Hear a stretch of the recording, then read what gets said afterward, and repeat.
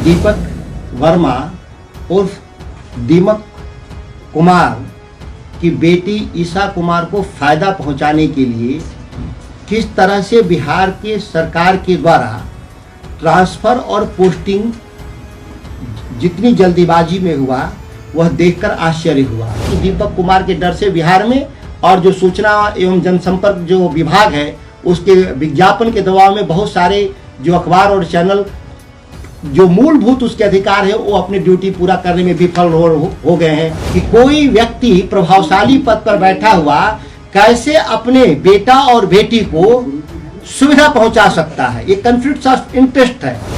ये पूरा फंड जो 25 करोड़ का निर्माण हुआ यह कैबिनेट में नहीं गया। एक प्रशासनिक आदेश के जरिए अधिकारी अपने से उस 25 करोड़ की अनुमति दे देते हैं, उसमें सरकार से सहमति नहीं लेते हैं। यह घोटाला है। इसमें ये सरकार से अनुमति लेने की बात थी, कैबिनेट से अनुमति लेने की बात थी, जबकि सच्चाई है कि कहीं भी नहीं अनुमति लिया गया। बिहार सरकार के मुख्यमंत्री के नीतीश कुमार के प्रधान सचिव दीपक कुमार उर्फ दीमक कुमार के बारे में जो मैंने खुलासा जो किया था, तीसरी बार आज प्रेस के सामने में आया हूँ। इस बात को यह जानकर बहुत हैरानी होगा कि दीपक वर्मा उर्फ दीमक कुमार की बेटी ईशा कुमार को फायदा पहुंचाने के लिए किस तरह से बिहार के सरकार के द्वारा ट्रांसफर और पोस्टिंग जितनी जल्दीबाजी में हुआ वह देखकर आश्चर्य हुआ। सुप्रीम कोर्ट के एक आदेश के जरिए एक स्पष्ट निर्देश गया था कि राज्यों के भीतर या केंद्र सरकार के भीतर अधिकारियों के पदस्थापन और ट्रांसफर के एक नियम बनाए गए थे, जिसमें वो काम काज की उनकी दक्षता बनी रहे और बिना दबाव में आए दबाव मुक्त तरीके से काम करे। उनके कार्यकाल को 2 साल निर्धारित किया गया था। आश्चर्यजनक रूप से तथ्य आप देखेंगे कि वित्त सचिव आनंद किशोर के पूर्व वर्तमान वित्त सचिव आनंद किशोर के पूर्व 4 दिन पहले लोकेश कुमार सिंह को बिहार का वित्त सचिव बनाया गया था। उन तमाम प्रक्रियाओं का पालन करते हुए जो किसी भी वरिष्ठ अधिकारी की नियुक्ति के लिए एक जरूरी चीज होता है, कंसल्टेशन वरिष्ठ अधिकारी और राजनेताओं के बीच सर्वानुमति ढूंढा जाता है कि कोई भी महत्वपूर्ण पद जैसे वित्त सचिव के पद पर किसकी नियुक्ति होगी। लोकेश कुमार सिंह की नियुक्ति होती है वित्त सचिव के रूप में और 4 दिन बाद उनको वहां से हटा दिया जाता है। ग्रामीण कार्य सचिव के रूप में उनको वहां से हटा दिया जाता है जो नियम विरुद्ध था, और उसकी जगह पर किसको लाया जाता है? आनंद किशोर को बिहार का वित्त सचिव बनाया जाता है। जबकि आनंद किशोर के पूरे ट्रांसफर पोस्टिंग में कोई कंसल्टेशन किसी भी स्तर पे, विभागीय स्तर पर और जो महत्वपूर्ण अधिकारियों और राजनेताओं से जो चर्चा होता है उसका नियम का पालन नहीं हुआ था। जाहिर है कि दीपक कुमार अपने रिश्तेदार बहनोई आनंद किशोर को इसलिए उस पद पे लाना चाहते थे कि उनकी बेटी के लिए जो चाहते थे, ईशा वर्मा को जो चाहते थे पैसा दिलवाना, वो उसको आगे बढ़ा सके। इस पूरी प्रक्रिया को आप देखेंगे तो आप देखेंगे कि यह बिना विमर्श का हुआ। मुख्यमंत्री की जो वर्तमान में नीतीश कुमार की जो वर्तमान में जो उनकी मानसिक और शारीरिक स्थिति है, उनसे दस्तखत करा लिया जाता है बिना सलाह मशवरा का।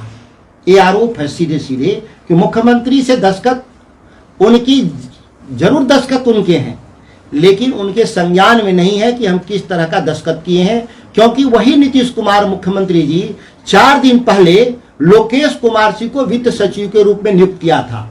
अगर 4 दिन पहले लोकेश कुमार सिंह ठीक अधिकारी थे तो 4 दिन के ही भीतर उन्होंने कौन ऐसा खराब काम कर दिया जो सुप्रीम कोर्ट के आदेश जो किसी भी वरिष्ठ अधिकारी के कामकाज की दक्षता के लिए जरूरी है, दबाव मुक्त, किन परिस्थितियों में 4 दिन में ही वो बदल दिए जाते हैं? बहुत महत्वपूर्ण सवाल है।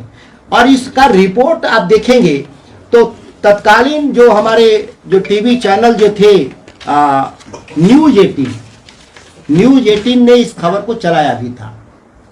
बहुत महत्वपूर्ण है, लेकिन ये खबर केवल 1 घंटे चली, बाकी मीडिया के संदर्भ में नहीं चला।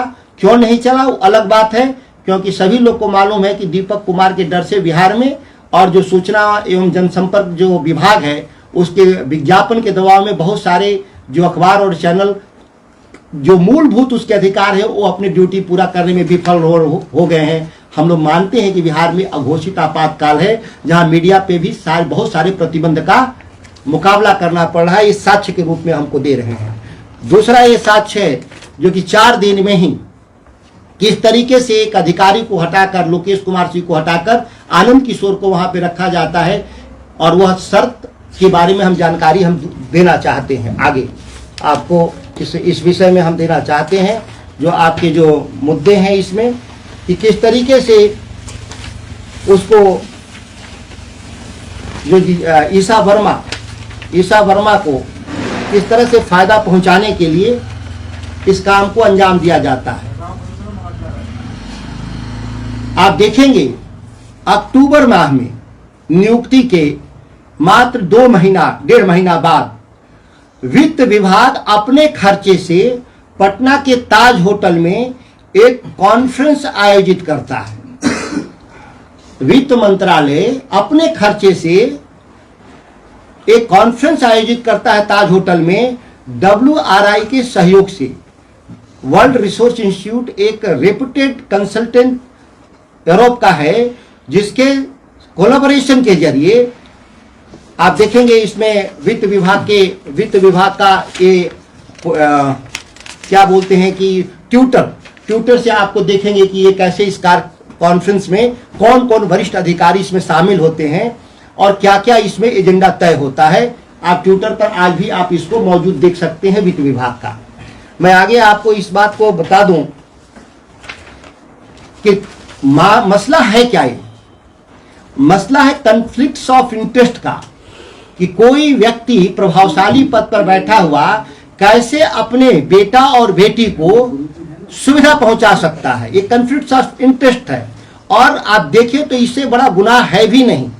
अगर इस गुनाह अगर दंड के दृष्टि से देखें तो इसमें नौकरी से निकाले जाने का भी प्रावधान है, क्योंकि जब हम संविधान का ओथ लेते हैं तो उसमें साफ होता है कि हम अपने किसी भी सगे संबंधी को भी हम निजी जानकारी साझा नहीं करेंगे।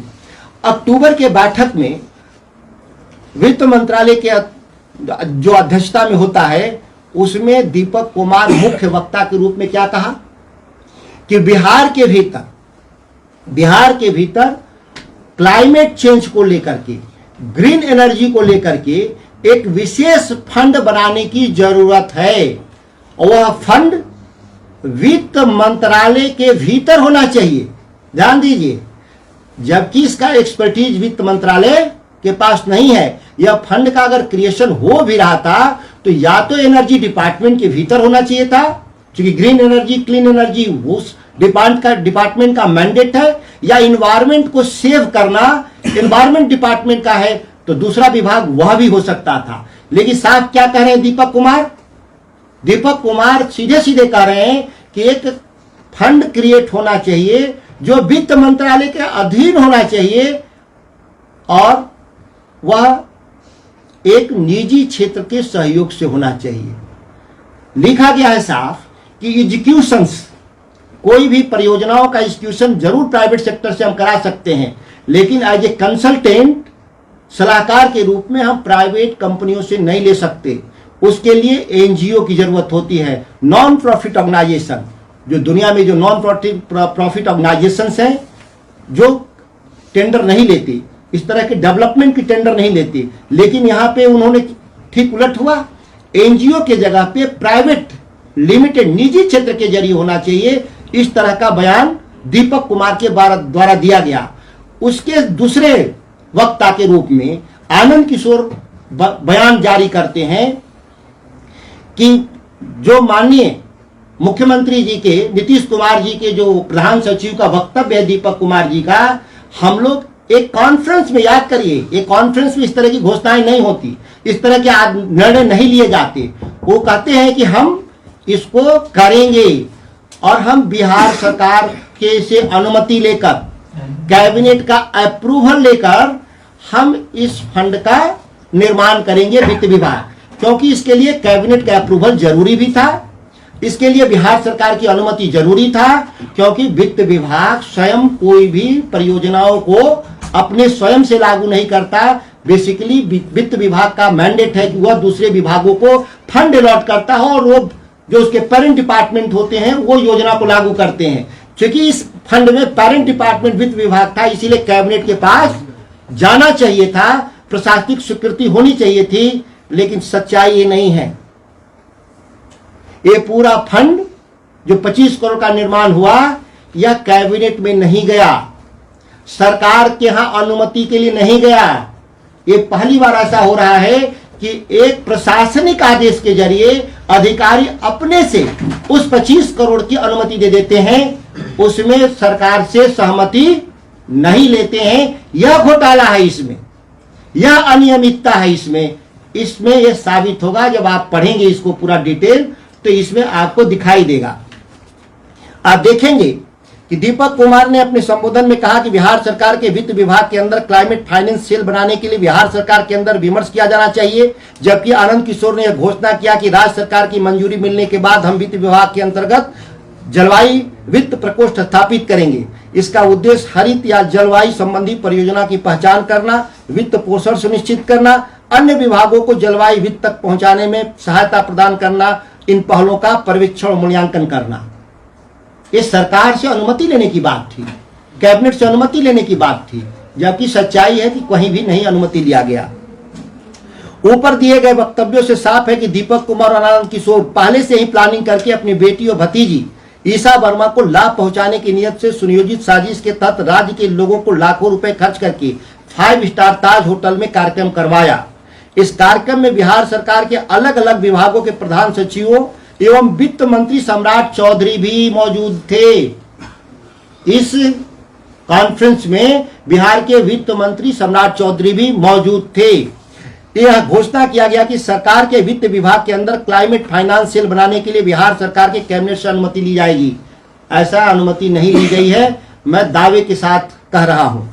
मगर इसके कुछ दिन बाद बिहार सरकार के बिना किसी अनुमति या स्वीकृति के इस बार के बजट में इस सेल के गठन के लिए 25 करोड़ रुपए के आवंटन की घोषणा की गई, जिसका क्रियान्वयन की जिम्मेदारी मुख्यमंत्री के प्रधान सचिव दीपक कुमार की बेटी ईशा वर्मा की company Bodhi centre for sustainable growth private limited को देने की योजना बनाई गई।